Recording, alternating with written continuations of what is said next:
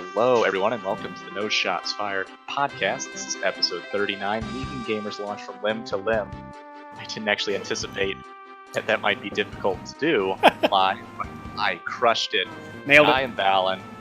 With me are Doc, Junkblade, my two compatriots.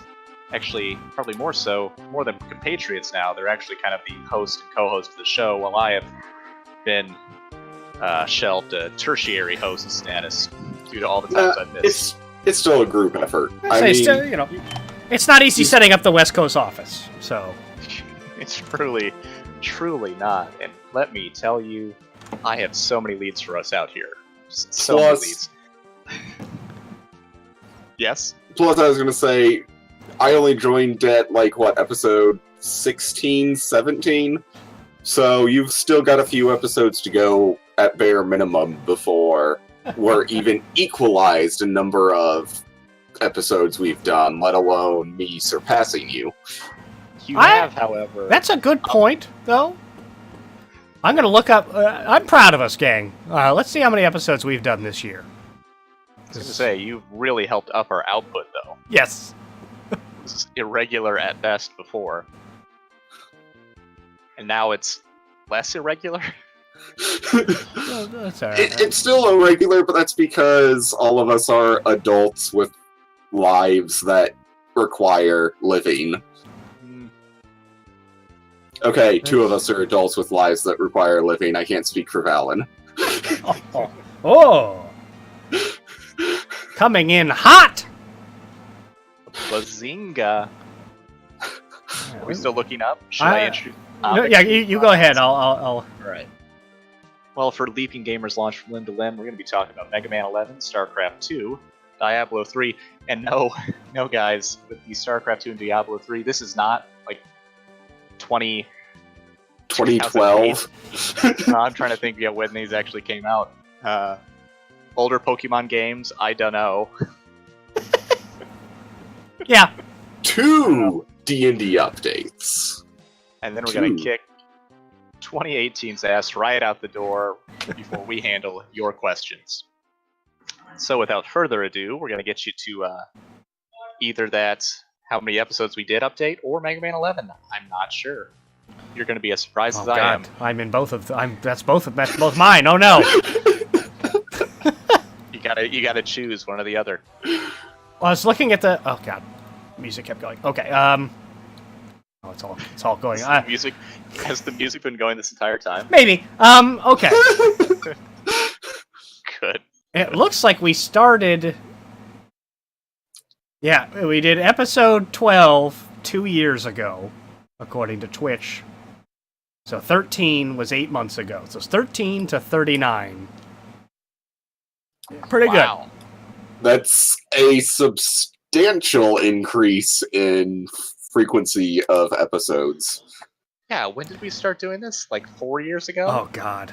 Let's see. Episode 1 is gone. Episode 2. Right. Yeah, 4 years ago. Wow. The unyielding umbrella. Oh, we're so from young. 13 episodes in over 3 years to 26 in 8 months. Not bad. That's amazing. Wait, how have we not exploded by now with such a prolific output? I mean, just think of all the joy we get to, the people, the Johnny-come-latelys, to experience the back catalog. Oh, man. Wow. Okay, well, Mega Man 11. Brings us right, yeah.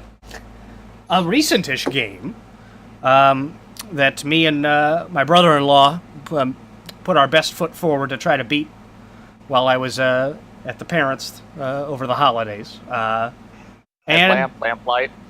Yes. Playing with you? Headlamp, yes. And we got to the Wily stages before our time ended. And that game is tough. It's hard. Good stuff? Yes, I think so.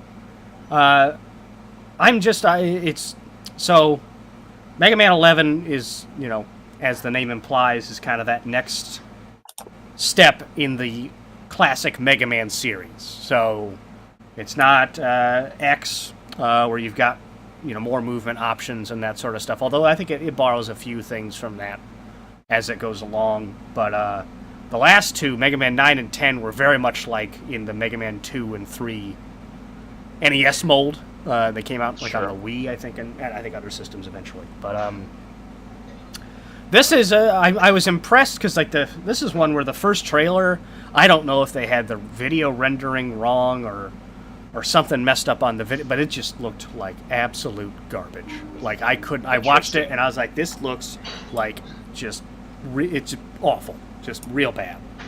And then as it kept going, I was hearing more and more positive rumblings about how it played and stuff, and then I watched a few more later videos. And I was like, okay, this looks much better, because I was not quite sure about the art style, and I think I would have preferred Octopath Traveler kind of treatment with that kind of pixel art style with the 3D have you depth. Played more of that? I need to. Okay, I want an Octopath Traveler update at some point in this podcast. Yes. And there are kind of annoying parts like the sheer anguish when Mega Man falls into a pit and dies. It's like, I didn't need that on my conscience, especially when I do it like 4 times in 45 seconds. Yeah. Is his it's like, ah! It's like, oh, just give me the yeah, I like the yeah, but annoying, but not heart-rending. But like the animations on like some of the enemies and the bosses, like Bounce Man stage is just delightful. I cackled with glee, despite how annoying, how difficult some of the parts were, in turn, because like you're jumping off bouncy balls, but it's just so well done. And you're one of the mini bosses, like this frog, this like big frog that like turns out to be inflatable, and so like you knock the guy out of the frog, and he like gets an air pump and starts pumping the frog back up. It's just it was so cute. And then you kill him, you murder him. Yes, then I make him explode. But it was I was surprised how difficult it was, and we even played on casual, like the second easiest difficulty setting, and it was still. The platforming was difficult, but it was something where it was in line with Mega Man, where once you started getting the patterns of the enemies down and some of that movement stuff, you got better at it. So it's rewarding in that sense. Yes. Another thing that kind of helps with that is the items you can buy. So you can buy like a one-time fall in a pit, a robot bird comes and saves you. A one-time like spike shoe thing. And you can get a couple that are permanent, too. They don't do, like, a ton, but they do help make the game a little bit easier. And you collect, like, bolts throughout the level to pay for those. So that's kind of a collection mechanic. But the main thing I did was stock up on E-Tanks, because the boss fights, I'm not good enough at Mega Man, where I'm good enough at Mega Man where I can beat a boss with an E-Tank. So the boss and I go shot for shot the first time. Then I pop a refill, and I can take him down. But but no, the only other part, and I guess like other people have made this point in things I've listened to, like the music is a little underwhelming. I found myself like enjoying some of the songs were pretty good. Mm-hmm. Nothing. And this isn't something I would have expected, honestly. Nothing as memorable as Mega Man 2 or 3 sort of stuff, which a lot of people say, Mega Man, the music, and you kind of think about, well, I can't really name a song from Mega Man's 4, 5, 6, 7, 8, 9, I or can 10. At least remember music from, like, some of the X series. Yeah, like X. Even if I can't identify specifically where the stage is from. Yes. But X1 in particular, very good. But then again, there's X4 through X8 that I don't think I could name either. But I remember a few from X4 through X8, but it's like X1, 2, and 3 I remember the music from the best. So I feel like the music in that series is good. It's a little people kind of forget how many games there are where it hasn't been quite as memorable, which is not to necessarily excuse less than memorable music in this one, but it wasn't actively bad, I guess is what I'll say. I can't think of a single game where it was actively bad. Yes, and this continued in that mold. in the mold of not being actively bad, which is important. Yes, especially when you're spending a good amount of time in those levels. Yeah. I got a little way through the first Wily stage, but that's where I have stopped up to this point. But I'm going to try to keep this momentum going and maybe try to beat it solo. But no, that and like that. So Mega Man games are the kind of thing where I wish I had more people that live close to me. Because it's really fun to kind of have someone come over and we try to beat, try to beat a game like that in an evening or something like that. But so I always try to horn one of those in whenever I get the chance. But no, very good. And I remember Junkblade, you played it closer when it came out, I believe, right? Yeah, a little bit. I haven't actually gotten back to it since I got to the Wily stages, which is a mistake on my part. Well, we're in a similar... the race is on. Okay, here we go. The race is on. Okay. But that's, Mega Man 11, good game. I recommend it. I just realized we should probably also have Junkblade's Mario update, because I don't think we talked about how many stars you had in last. So last time... And by last time, I mean like a week or two ago. I don't remember the exact date. I streamed Super Mario 64, basically, until I got tired, because I was recovering from having my wisdom teeth removed. And I got up to 60 stars in a 3-hour-ish run. I was extremely impressed. Which is... pretty good for not having played the game in a couple of years at least. No, I would not have guessed you could do that well. I think the remaining 60 are going to take me about 5 hours because I'm dealing with the really obnoxious stages like Rainbow Road and Tick-Tock Clock and some stars that I just don't remember how to get very well. Gotcha. But, any idea when you're going to get back to that? I don't know for certain, because I've got plans the next 2 days, but probably next time I have a week off, a day off this week. Okay. Yeah, that was a lot of fun to watch, too, so I enjoyed that. I enjoyed playing it, and I got a couple of people to bounce in and talk to me about it, which was fun. That's always the best. That's I still remember. I mean, the 3-hour thing is shocking to me because so much of my impression of that game is colored by my original playthrough when I was, 96. 96, 10. so that would have been, 10 years old. And so there were things in that game that I didn't figure out for a while because I didn't have like a guide and it wasn't like an internet you go to and you got stuck. But a couple things I never discovered. And that was... one of 2 launch games, I think, with the 64. Yeah. So, I mean, we played that for months. Yeah, exactly. So the idea of getting halfway there in 3 hours is shocking. But like I remember the when the sun first appears in the lobby of the castle, you're supposed to look at it and gets you, you fly around and stuff. Oh, that's right. I just thought, oh hey, isn't it nice that the sun's shining now? I never thought to. Well, dynamic lighting, very cool. Like, oh, that really brightens things up in here. I'm glad we're making progress. Well, also, like, an example of one of the secret stars that would be a pain in the butt to figure out how to get is the one that you can get after getting only 1 star. You do the little race at the top of the castle, and you get the normal secret star, but there's a second one you can get if you beat the race in under 21 seconds. Right. Yeah, there are several that I just would never, ever have. Yeah, and the speedrunners do it in like 12, I think. 12 to 12 and a half. Dang. Yeah, I'm nowhere near that level, and nor do I plan to be. Although, have you watched like a 120-star run? I haven't, because I don't want to depress myself. Right. After you beat it, I recommend doing it, because it's a cool... It's one of the best speedruns to watch, I think, in terms of just the movement and what they're able to do.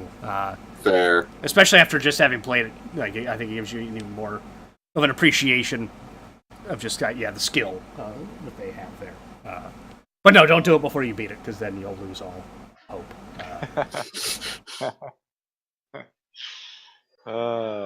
I'm glad we brought that up, because that was a great little discussion topic, if I do say so myself.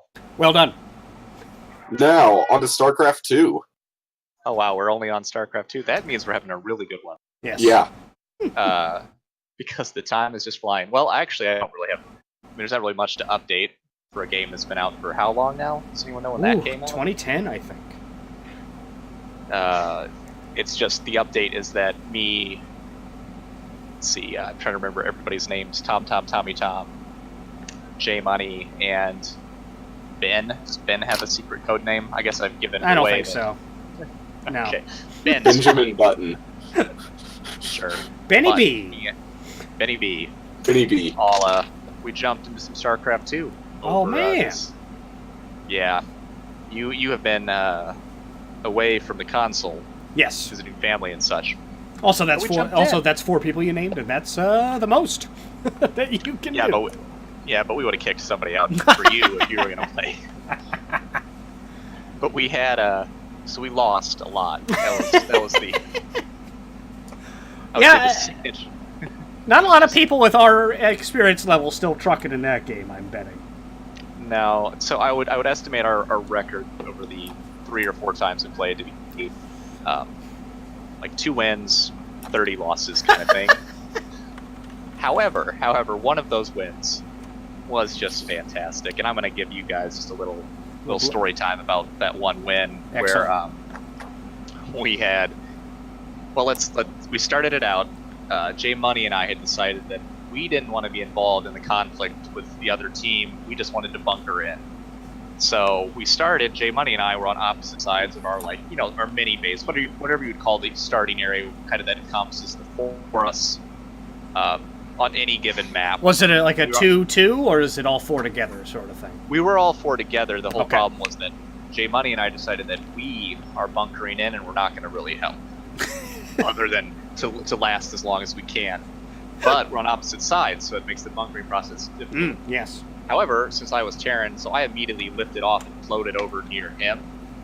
Okay. So that we could bunker together. That's so people who don't play StarCraft, that's not a great way to start. You don't want to spend the first 2 minutes of the game lifting off your base and to a different area. Not a great resource collection rate at the start of the game. So to compensate for that, Ben decided to go pure econ. So he immediately built like 4 command centers. And again, in this game, for anybody who doesn't play, it's what would you call this game?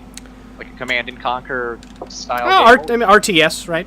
Like RTS. Yeah, RTS. Gather minerals, build an army, destroy the universe. So Ben immediately just expands like 4 times.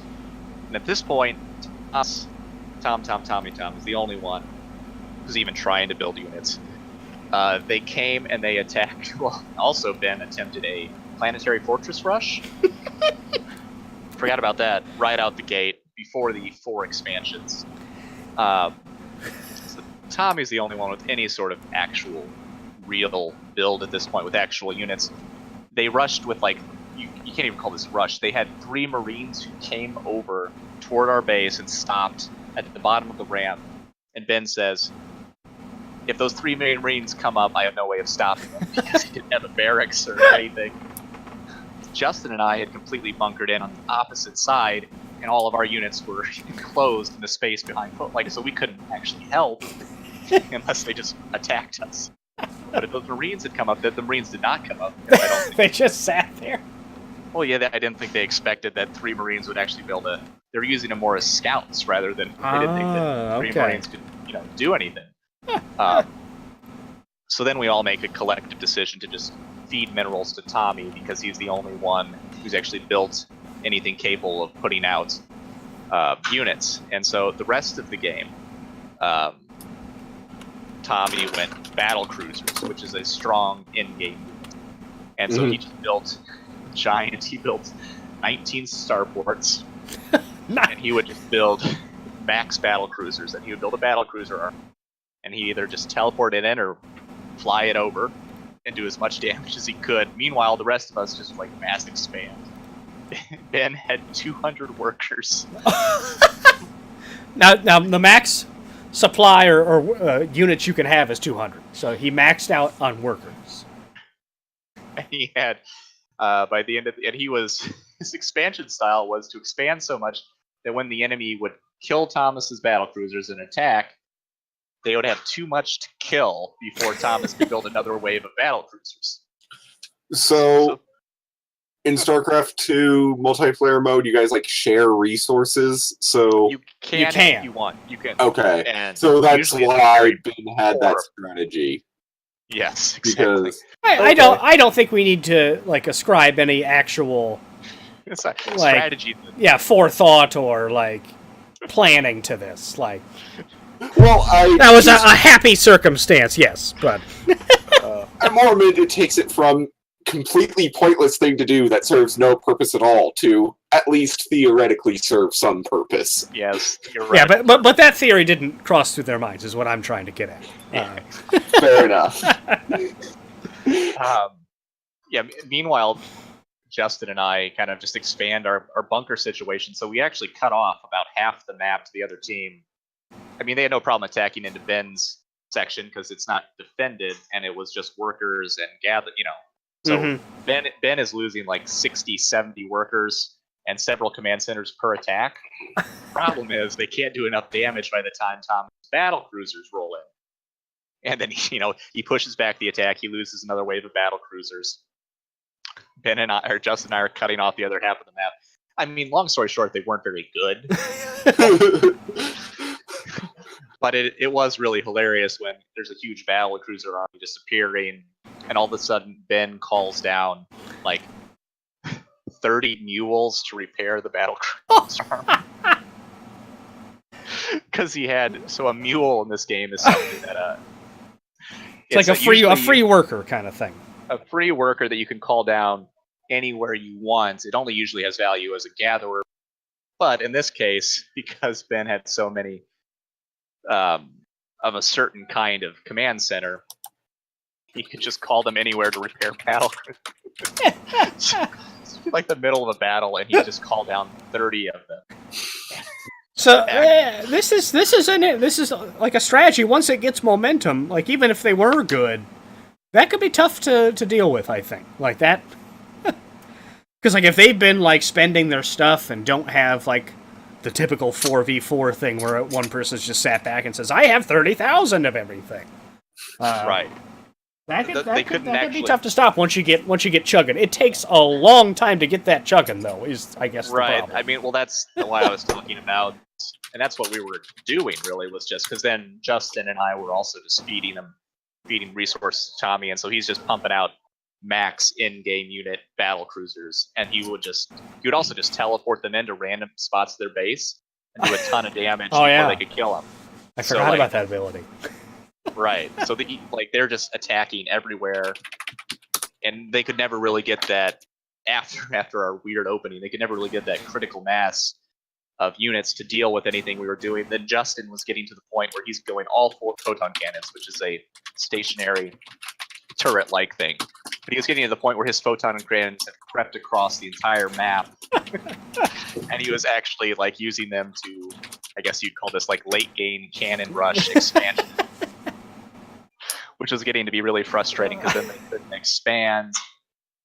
It was a really interesting. That is fantastic. Yeah, so that's my update. Awesome. Did you save the replay? Oh yes, it was one of my favorite games. I will probably just watch that replay until the day I die. That's pretty great. I love it when a plan comes together. And like you said, it sometimes takes like 30 games to do it, but right. Oh, that's okay. Which brings us to another Blizzard game, Diablo III. Junkblade. Yeah. So I played Diablo 3 a lot on the Xbox 360 because Valen and I think Tommy Tom Tom bought it and decided to play it together for a bit, and then decided they both hated it. And I was like, you know what? I'll give it a try. I actually really like Diablo 3 personally. It does fill a weird little niche I like in that you can play it offline or online. Yeah. And I do like MMO-style games. It's just that most of the time, the reason I'm not interested in an MMO is because you have to be online to play it. Yeah. But Diablo 3 takes away that disadvantage and lets you play single player if you want. And they improved that game a lot from like the initial release. Like it was. Yeah, I was actually watching a video today that about like 10 most broken games on release, and Diablo 3 was one of them because literally no one could play it. Well, they had, which is a big problem for a game that was that hyped. When they got rid of the real money auction house, they rebalanced like the equipment drops because of that. They had a real money auction house? That is a disastrous idea. They added like seasons. That's why they got rid of it. And I've heard those ports are actually really good, like in terms of control and. They actually are, and the real money auction house did turn out to be a complete disaster, which is why they got rid of it.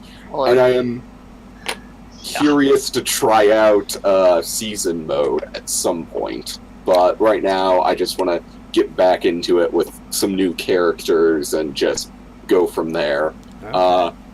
Gonna start with a necromancer because I never got to play that. That was one of the newer. It's the new one. Newer characters.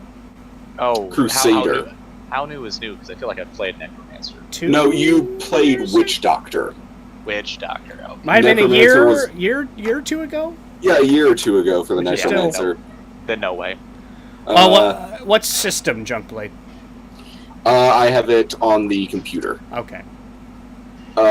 So the next thing is just the other thing was the other class I'll be playing is Crusader because they are my favorite by far. Because I like playing the Paladin in pretty much any game I play. I'm shocked. Barring the occasional desire to play something else just for a little variety, which is why I have 2 caster classes in different D&D campaigns that I'm part of. Okay. I've been really tempted to get that. They did a Switch version recently this year of Diablo 3, and like having that on like in a handheld seems like a really solid way to spend some time traveling, but have not pulled the trigger on that yet. But cool. I want to hear about those because I like Valen have not played since those 2 new classes, the Crusader and the Necromancer, were released. I might have played a little bit of Crusader, but the Crusader is really fun. And a season mode, the only thing I can speak to is like one of my friends who was like way more into Diablo used to say, "Oh, come on," and I would just like literally just run through the level because he was so much higher level than me. I would literally just like run through the level and collect experience, just like ding, and I wouldn't even. The last time I played, I did that. I wouldn't even like doing it. I wouldn't even like do an attack because it was pointless because he was just mowing through everything, which was fun. But no, that's I hope they do. I guess they are working on a new one, so whatever. But I enjoyed Diablo 3, but they definitely improved it from the initial release. That's for sure. Cool. It is on to your topic, Dave. Oh man. Okay. What is Doc's topic? You don't have to do it if older you are... Pokemon games, I don't know. Okay. The Pokemon bug has hit me pretty badly, guys. So I didn't notice that. Well, you're trying to get shiny Pokemon. I did do that. I've taken a little bit of a break from that. And I've said, hey, I've got older Pokemon games I haven't beaten. Let's play Pokemon Black for a while. Or, I beat Pokemon Alpha Sapphire. Okay. Which is a 3DS remake of Pokemon Ruby and Sapphire. But there's post-game content I haven't done. So I'm in the process of doing that. I have to get Rayquaza, okay? It's a green snake guy who's pretty cool. Sure. Wait, how do you spell that? I want to look him up. Rayquaza.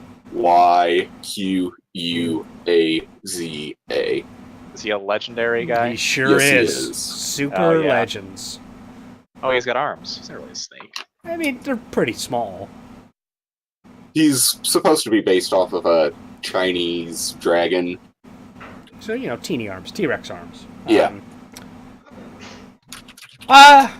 So yeah, I've been doing that, and it is kind of reinforcing kind of why I didn't. Well, I guess Alpha Sci-Fi was different, but Pokemon Black in particular, so that's one of the DS games. Mm-hmm.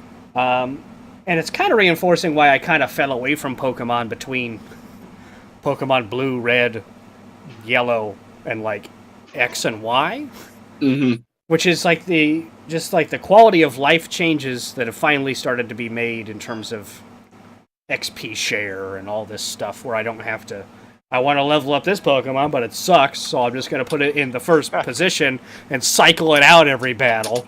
It turns out that's still a pain in the ass, gang. Yeah. And also just how much like animating, like making 3D sprites and like animating them adds to my enjoyment, as opposed to like attack animations and stuff. Sure, as opposed to like the character. Or Just the like moving shape. an inch and going. Arr! Yeah, exactly. Well, when Brock and Chelsea were here, they played Pokemon Let's Go Pikachu for a bit, and Pikachu acted basically just like he did in the anime from when I was younger. And that was kind of awesome. Yeah, that game, I'm still, like, that game is so good. I can't... They did such good stuff with that. But, yeah, so I'll let you guys know when I've got Rayquaza. I think I'm on my way to get him in the Sky Pillar. And I think an asteroid's heading to the planet, so Rayquaza's going to sort it out. Is this like a mashup of Final Fantasy VII and Pokemon? Could be. Could be. Well, like, so, you know, all right, little lore. I would play that game, by the way. little lore dive for you, Valen. Ruby and Sapphire are about, like old primal Pokemon sort of thing. Like, the bad guys want to, like, revert the world to a primal state or something. Mm-hmm. Sure. Where, Kyogre and Groudon Okay. battled for supremacy. Kyogre, obviously the water dweller. Groudon, ground, get it? Then Rayquaza, I guess, was, brought about to control both of them. So he's like... Brought about?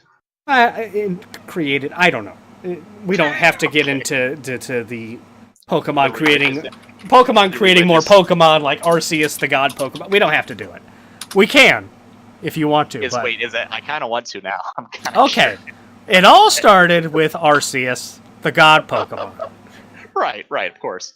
Okay. And then he made some Pokemon that I can't remember the names of, who then made some more of Arceus? them. Yeah, I've got an Arceus. Yeah, sure.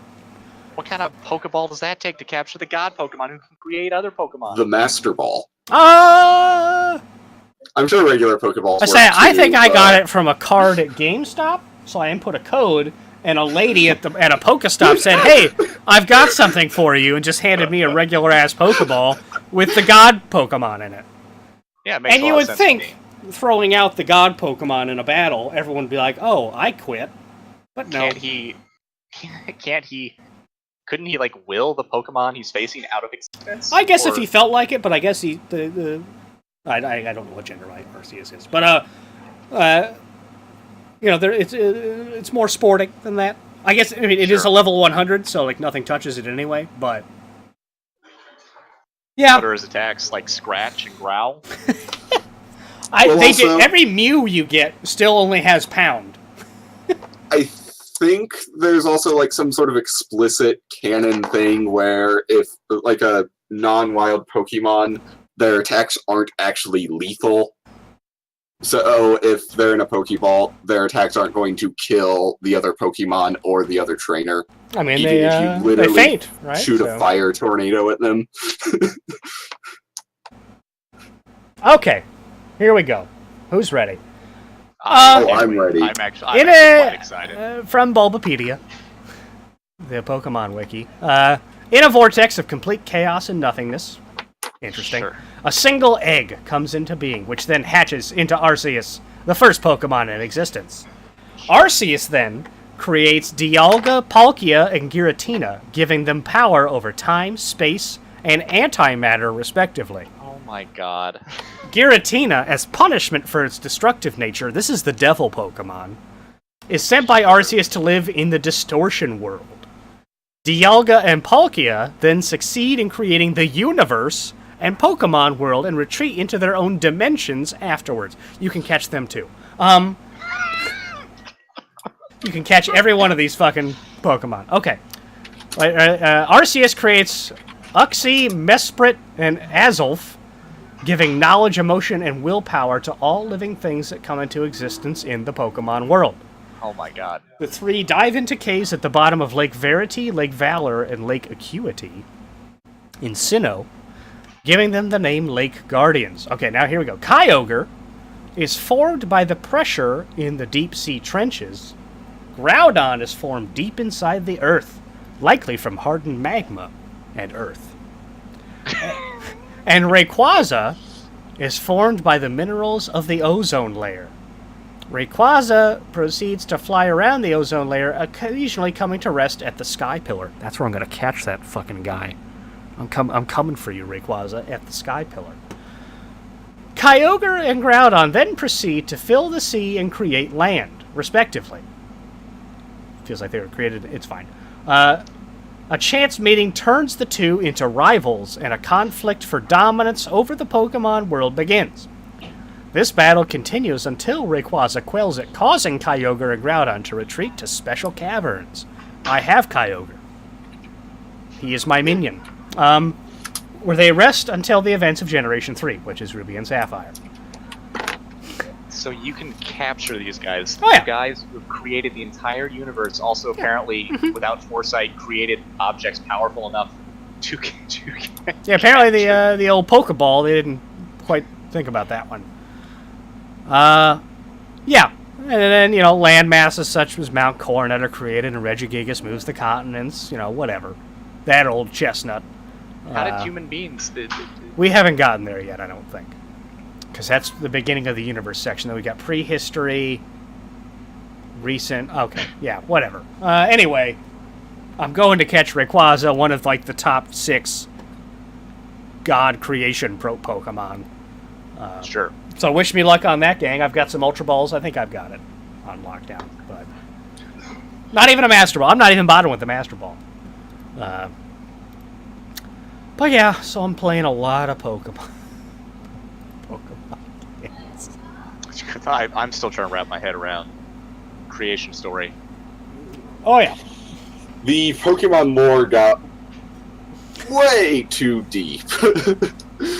It's one of those fun things where you can see where, because, each game, all these are, totally random generations of Pokemon.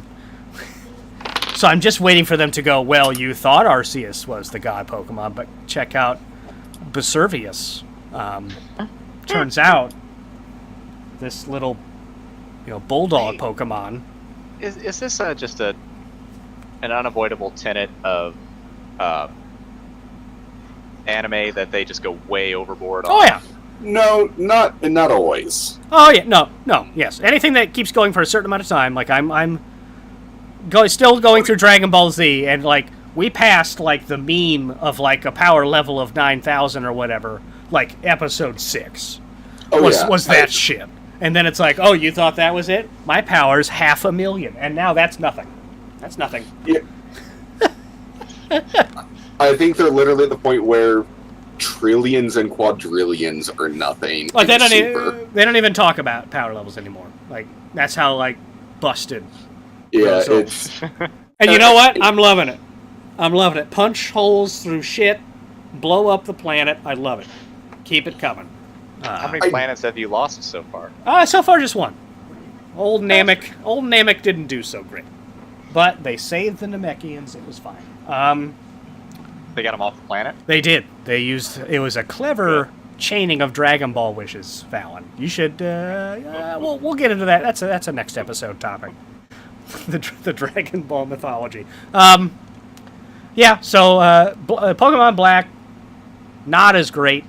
I may try to go through it a little bit more just to kind of see. And then probably continue my hunt for that shiny Charizard. I'm coming after you, Black Dragon. No. That one, it's just... You gotta do it, man. I gotta. It's not the same color as a normal Charizard, so... Right. Is it more powerful? I didn't ask you that last No. If I chained Charizards, which is almost impossible, it would be. But no, this is just going to be a, I could stuff it full of candy to make it more powerful, though. So Pokemon, one of the few universes where candy is healthy. Oh, yeah. But... Well, maybe candy is a euphemism for some dark... I mean, you trade Pokemon in and you get candy, so there's some stuff going on there. I think that's true. We're gonna go ahead and go on to Dungeons and Dragons updates. I think because I don't think my brain can take. I'm done. That's fine. All right. So we have had 2 D&D sessions since the last podcast, I believe, which means we're slacking. Which So, same campaign or two different tough. campaigns? Nope, I need to get out my whip and be the taskmaster for you guys. There you go. Yeah, more seriously. So the most recent adventure in my campaign, we have brought the Red Hand of Doom campaign to an end. Oh. I did admittedly sort of condense the end because there was like 13 different encounters they were supposed to go through, which would have taken like 3 sessions, and no one really wanted to do that. A boss rush. Yeah. So we had 3 people who managed to kill... So first they killed the adult blue dragon guarding the Fane of Tiamat. Okay. Which they actually took... The what of Tiamat? The Fane, which I think it's like a fancy word for temple. Let's see. Well, Fane was a temple or shrine. Okay, fine. How do you spell that? Put that on my... Fane. Would not have gotten that right. Okay. I also would be out of the spelling bee. Which they actually kind of took him down like a punk, surprisingly. I expected him to put up more of a fight than he did. Then they just went through a couple of minions. One was a Bone Devil, which is as nasty looking as it sounds, and did a decent job, especially because they have at-will invisibility. Mm-hmm. Whoa, time out. At-will invisibility, all of them? Yes. Invisibility, however, is a standard action to cast, so it's not, they can't like go invisible and then attack, or attack and then go invisible. They have to choose one or the other during their turn. Still, seems quite valuable. It is quite valuable, but when you look at the fact that they, in theory, they are mostly going to be fighting other outsiders, those other high-level outsiders all have true sight, which is like, haha, screw you, illusions, I see right through all of you. Always a catch. So there's that catch. So yeah, they tore through him, and then they finally came to the big boss room, the summoning portal of the High Wormlord Azar-Kul, who was a half-red dragon hobgoblin cleric. Oh, this guy. Okay. He actually did quite a number on the PCs. Since there were only 3 of them, he almost did a total party kill before being taken down. Oh, goodness. because what happened is his half brother, who's in the party, who's a half red dragon elf or half red dragon human. He seems to switch it around from one week to the other. Now, Just, all right, keep going. it doesn't really matter either way, Yeah, but sure, whatever. but he decides to charge him, and he actually gets a pretty good hit in, but because I had to restat this guy to be a little bit of to actually be a challenge to the PCs, because no one wants a campaign, like a portion of a campaign like this, to end on a complete anticlimax where they all just basically go Office Space on the boss. Maybe. Maybe. It depends on the type of boss. But in this case, I gave him a very specific item because I wanted the players to have some cool things to loot off of him. It's called a Belt of Battle, which allows him to, once a day, either 3 times a day, take an extra move action, once a day, take an extra standard action, or once a day, take an extra full round action. So first, he full attacked the guy who charged him and hit with all 3 attacks, which dealt a frankly stupid amount of damage in the first place, and then hit him with his breath weapon by using the Belt of Battle, which took him out of the fight. But now, is death an actual option, or are you more of a campaign where it's... It depends entirely on the fight and the person in question. In this case, if I had actually remembered correctly how much damage his breath weapon did, I would have been like, yeah, sorry, your character is dead. Instant death. Wow. Okay. Because they are at the level where they can afford to start doing, like, Raise Dead and Resurrection. Okay. Oh, okay. There are ways to basically kill somebody so bad they can't come back, even with a true resurrection, though. Can you, give that example of how that would be done? Yeah. There are some very specific things. One is anything that traps the person's soul, which there's like a 6th-level spell that can do that, so they can like trap that person's soul and then just get the F out. And there are certain magic items in the game that can do it, like, for example, the Deck of Many Things. One of the cards you can draw will imprison you forever. Harsh. With, like, no way out. Many Things is kind of a broken... Oh yeah, it's a campaign killer. Yeah. I don't recommend actually putting it in a campaign. As fun as it can be sometimes. Okay. But yeah, they killed him, which then actually made his ritual succeed in going off. And this is not me just being a jerk DM, this is exactly what the Adventure Path says. And he summons an aspect of Tiamat, who is super ticked off at him for failing, and eats him. Bummer. And then she just kind of flies off to go do her own thing and doesn't bother the PCs for now, so they'll come back to her later. Okay.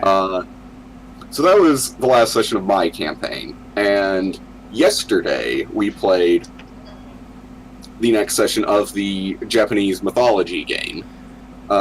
This isn't the one with the cannibal, right?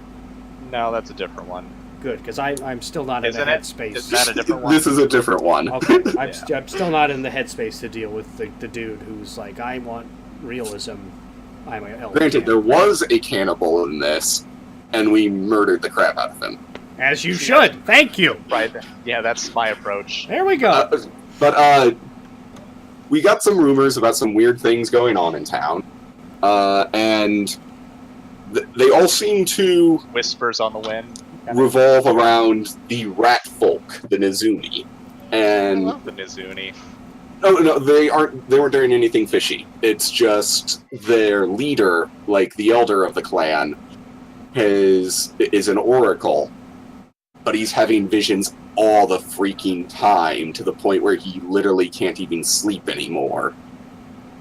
About just like awful things happening. So he needs help to figure out what's going on and to get it to stop so they can just freaking take a nap finally. Yeah, that would be really frustrating to me. So he sends us on our way, and it's like a 10-day travel to the relevant area. And the Dungeon Master, Walker, has implemented this system that I really like, suggested by a series we both watch a little bit of on YouTube called, like, The Animated Spellbook. I think I recommended it to you, Valen, but I don't know if you ever actually watched an episode yet. I have not.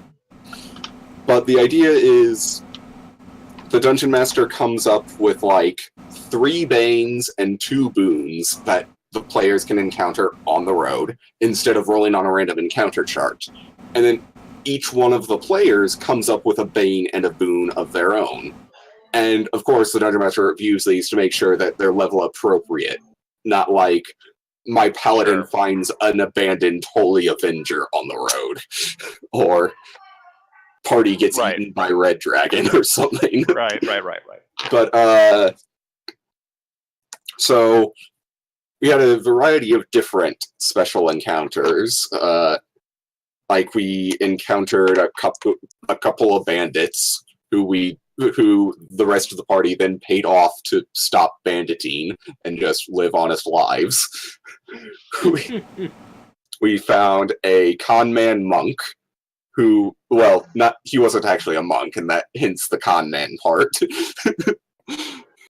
He was asking for gold in exchange for blessings. Twice we encountered horrible weather. Like, just the worst rain sort of weather. Does that just mean you can't go anywhere? We could either press on, but there are consequences for doing it if we fail our survival checks, or we can just bunk for the night, but then we have a second random encounter, which could be good or it could be bad. We got attacked by wild boars, which are freaking scary, both from a real life and in-game perspective. But we managed to slay them, and then we had, ham, pork chops, pork rinds, bacon, all that good stuff. Sure. As you do. And then finally, when the Dungeon Master drew, like, the cannibal one, which was one of the things a player came up with. I don't know exactly what he wrote, but had something to do with his character. Like, something related to his background or something. And the DM made the cannibal even worse because that player had ticked him off, which this player has a tendency of doing. Not like actively angry ticked off, just like, annoying. Why did you have to say that sort of thing? He's actually really fun to be around, though. He just says kind of annoying things sometimes. And that ended up being a tough fight. And then on the way there, we encountered some undead, including a skeletal champion. But that was a fight I enjoyed in particular because my animal companion attacked him, and my Dungeon Master has a special rule where so you roll your die, and on a natural 20 it's a crit, and then you roll again to confirm to make sure it is a crit. Like, you try to hit their AC again, and then it's a critical hit.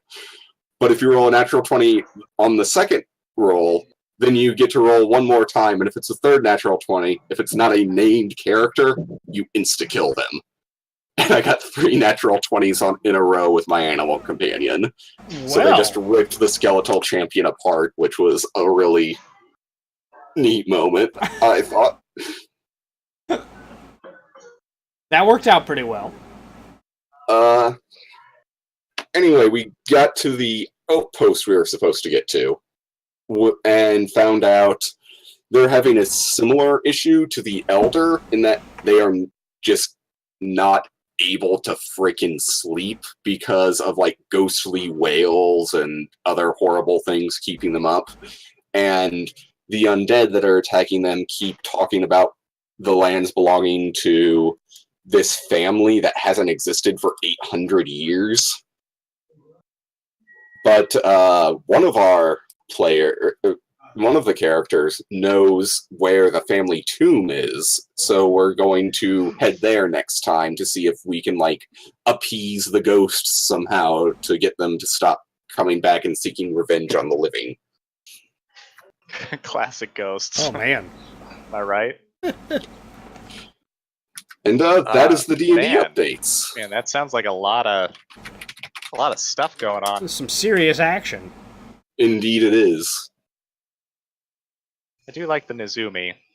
I like the Nezumi as well. Magic the Gathering cards, but that's my extent of my what would you call that? Since they're an aspect of Japanese mythology, that's my extent of that. Knowledge of it. Yeah, I guess that'll work. Knowledge. It's a good word to know. That's our word of the day. Knowledge. That's a good No one. shots fired. Word of the day. Alright, so the only things we've got left are 2018, get the heck out of here, questions, and my surprise topic. Oh, God. Wow. We've been going for a bit already. Yeah, we have. Yeah, we only have like 5 minutes left. Okay, in our then hour. real quick, I guess let's say like one thing, like video game related, obviously, that 2018 has brought you. Oh, gosh. Yeah.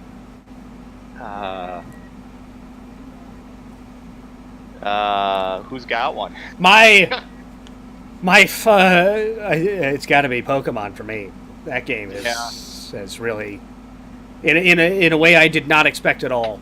Like, that's probably my game of the year at this point. Like, for ones that came out this year, I don't think I've enjoyed myself as much as I did playing that game. So, What have I played that came out in 2018? I played so many things that have been out. because like I played God of War a little bit. That game did not. I bounced off that pretty hard. Mega Man 11 was very good. That was a good one. Octopath is good, but I haven't put enough time into it. Okay, I got mine. Okay. Pillars of Eternity 2, Deadfire. That one came out this year. It's one of the few ones that came out this year that I played all the way through. So I'm going to throw that game of the year. Alright, this may be cheating a little because this isn't a game that's come out this year because it's not out yet, but I was extremely happy to hear them announcing a Final Fantasy Crystal Chronicles remaster. Junkblade, looking to the future for in Indeed, 2018. You know what? You and I are going to play that Yes, we are. with the online co-op. And anyone that wants to join can, unless you're a buster. Which leads into my surprise topic because I lied. I got Ah! Diablo III for the Switch. Oh, you lying! Oh, You wild Man. son of a gun. you got me! I wanted to surprise you. Oh, you got me good. Oh, Truest gift of all. now I Playing with each other. really do need to get that for the Switch. I don't know if you have any spare money right now, but if you do, you might be able to get it for Give it to $40 me. at Target. Give it to me.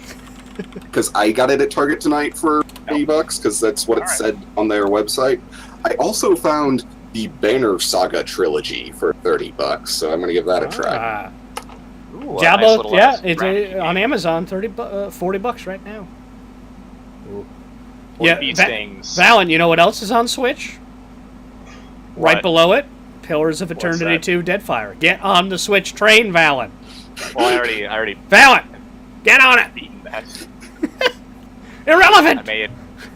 I went into the well, I mean, this is a stretch for what I actually did, but I went into the game code and changed put our portraits and our names in there. Well, you can name the characters, but our portraits now show up in game, so that's really Oh, Junkblade. Yes. I'm excited now. Okay. I knew you would be. I am. Give me that. Figure out where the heck that friend code is. Send it over here. I don't have Pokemon for it yet. I will for you. Well, we can play other. There's other stuff. Okay, very cool. The only games I bought for it are the Banner Saga Trilogy and Diablo III for right now. Okay. All right, I may have to do Diablo then. We'll see. See what I can scrounge up. Let's take some questions. No questions, and I think on that note, I say most likely our last podcast for 2018. I don't want to, Yeah, I'm going to be busy all day tomorrow, so there's no way. Even if we really wanted to. But let's not. Yeah, say you never know. You never know where the wind will bring us. But yeah, I guess whatever. 2019, just be better, I guess, right? Right. We'll see what happens. Well, I'm going to get us that big LA contract. Yes. Get us major backers. Yeah, and a quick preview. Next podcast, we'll be going through the AGDQ schedule because that's coming up. So, gonna see what runs look good. See when I'm going to be watching, and try to get everyone else to watch too because it's a very cool event. But yeah, I need to play the music. People expect the music. People do indeed expect the music. How else are they going to know it's the end unless you... in the time between this episode and the next year, you guys, any gaming goals? Nah. Not in particular. We'll talk about those next time. All right. Surprise people. Yeah, exactly. Fair enough. All right, for Doc and Junkblade, I'm Dallin. This is No Shots Fired, and this is going to be episode 40. It's going to be the first episode of 2019. Unless we really surprise people tomorrow. Keep an eye on that feed. Peace out, 2018. Peace out, 2018.